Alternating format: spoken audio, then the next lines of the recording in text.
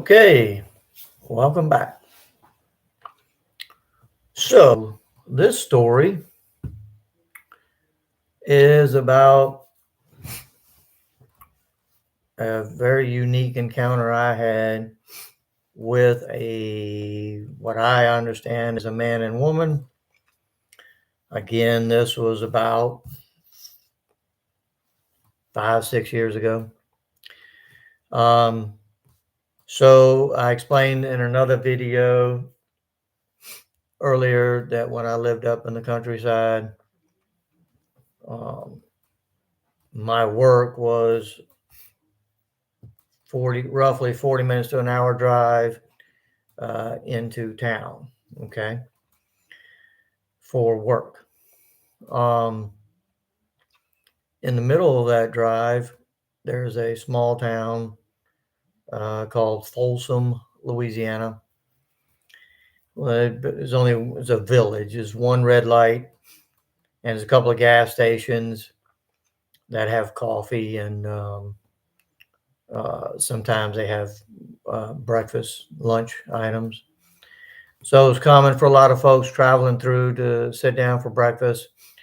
I usually take advantage of, especially breakfast, out in the countryside because it's usually pretty good country breakfast, and or getting gas and so forth for the day. On this occasion was just like that. I was coming down to work, and I stopped to get gas, and then on the side of me pulled up in a white van. Nothing ordinary about this van. It was an older van. Um, and then in the van was a man and a woman in their 30s or 40s. I couldn't quite tell, and I don't remember what they said. I couldn't quite tell if they were brother and sister, boyfriend, girlfriend, man and wife, something like that. I don't know. But it is quite common for me to be on the lookout for folks that need extra work so that they can come help me from time to time, or if I can give a handout to someone, um, that may need be an assistance for just a meal or coffee or something. I'll do that when I can. Um, in this case, um, I was interested in doing both things.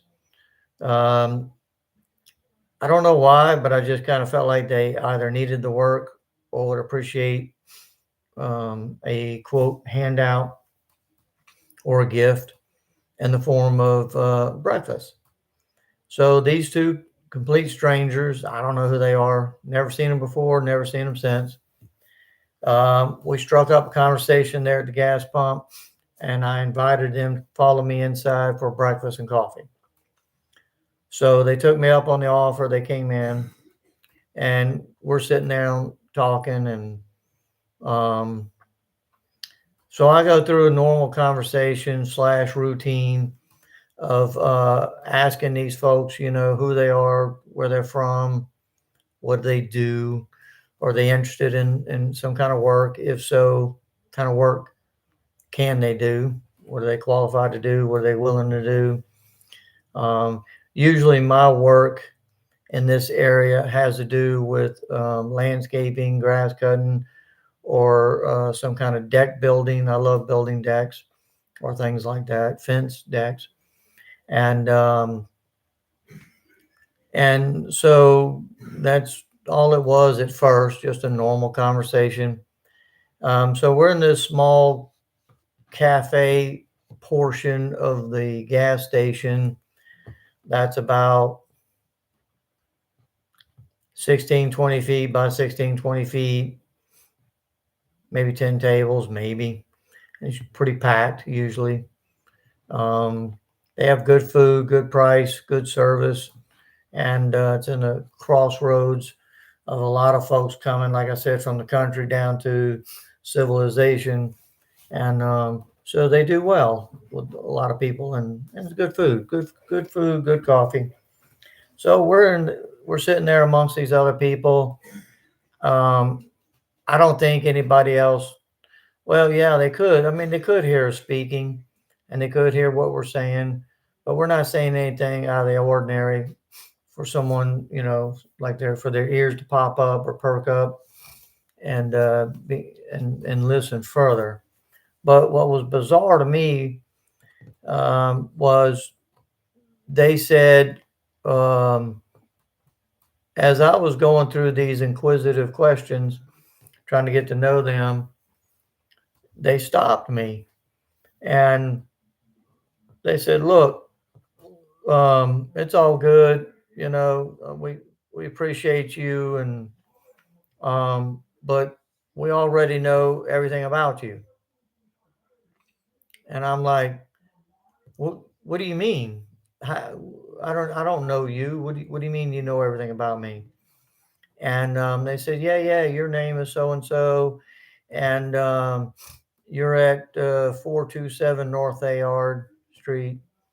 Um, so, and I'm freaking out in a sense because.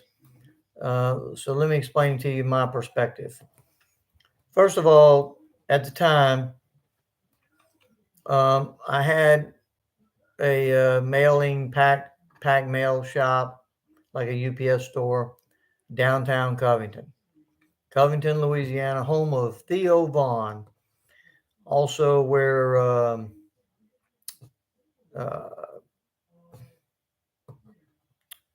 uh, JFK's alleged uh, assassin.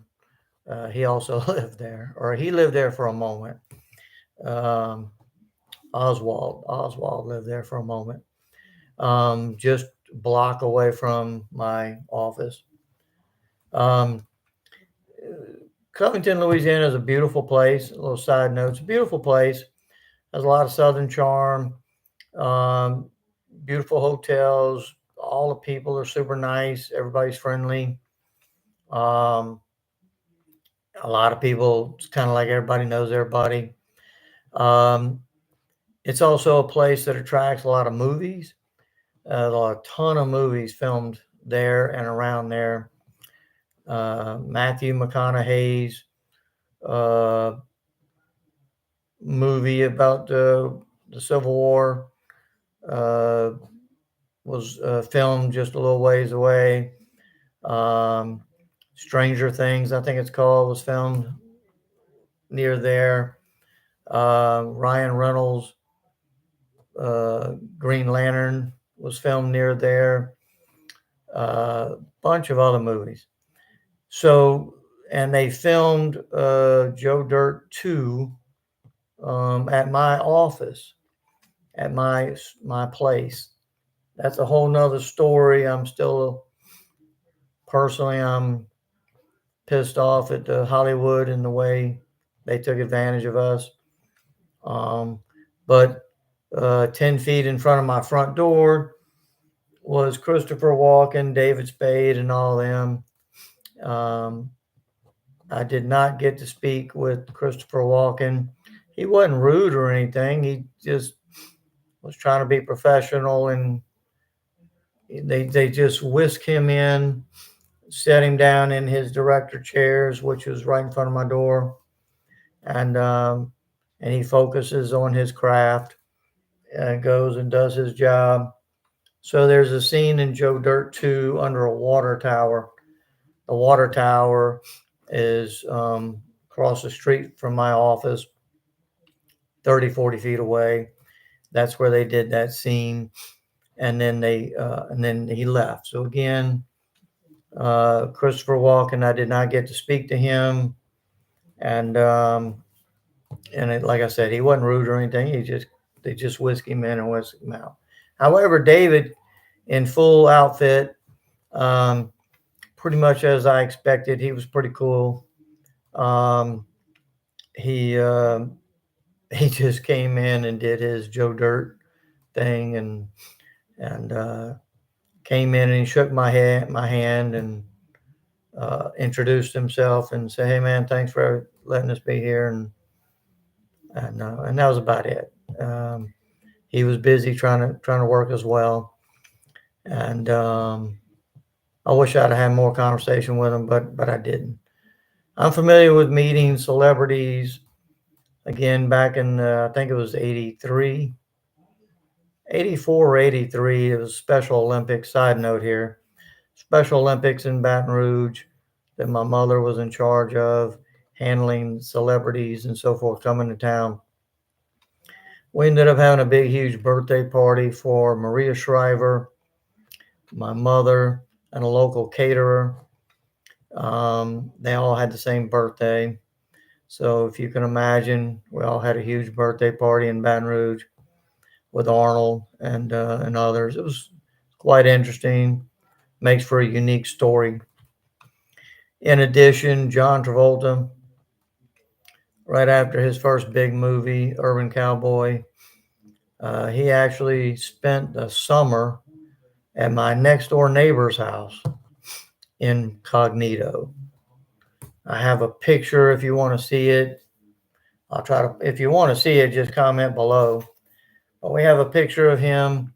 He's sitting on a couch with his arms outstretched, and a whole bunch of kids from the neighborhood and stuff are all sitting next to him. And so he was, and I forget the story, but he was either purchasing or selling. I think it was buying an airplane. Apparently, my neighbor sold airplanes. I was younger. I was just in high school. I was right around 15, 16 years old. So I was really good friends with my neighbor, the girl, but of course I didn't know her parents, what really they did. And so I found out in hindsight that he sold airplanes, and Travolta ended up there somehow, and they got to talking and convinced him to stay a while. So he stayed a long time.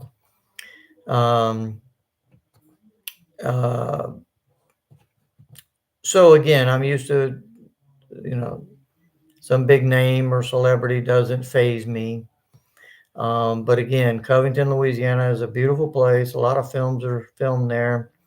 However, where my store was located was on a very short street that everybody in town could tell you they know the street.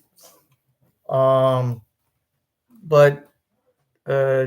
most people do not pronounce the name correctly.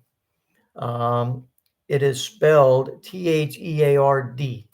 Okay, Theard. We pronounce it Thayard. Most people pronounce it as third. I'm not going to say I'm right and they're wrong, but I'm just going to say that that's how we pronounce it. Okay, we pronounce it as Thayard. So the fact that these people say they know me and they know this street that is 100 yards long, it's just a very short street and small. And they know my address, and they know, they better said, they pronounce it exactly like I do. That really threw me for a loop. Now, I did mention in an earlier video that I failed to ask this individual more about the story, and I don't know why. And in this case, I find that unique, as well as to why the heck did I not dig or press further as to what are they talking about and how do they know me and who the hell are they? I just remember the conversation kind of ending that shortly after, and just kind of blowing it off and saying, well, you go your way and I go mine. I didn't feel any ill will from them. I just felt like my takeaway was that these two, I have to take them at their word. If they know something like that, then they know me. they know something, and that they've been watching me, they've been studying me, and um, they felt obliged to tell me that that they know me, and basically they're watching over me. Again, why I didn't pry into further information, I don't know. Maybe that's part of the whole mystery and the allure of missing time or information. I don't know.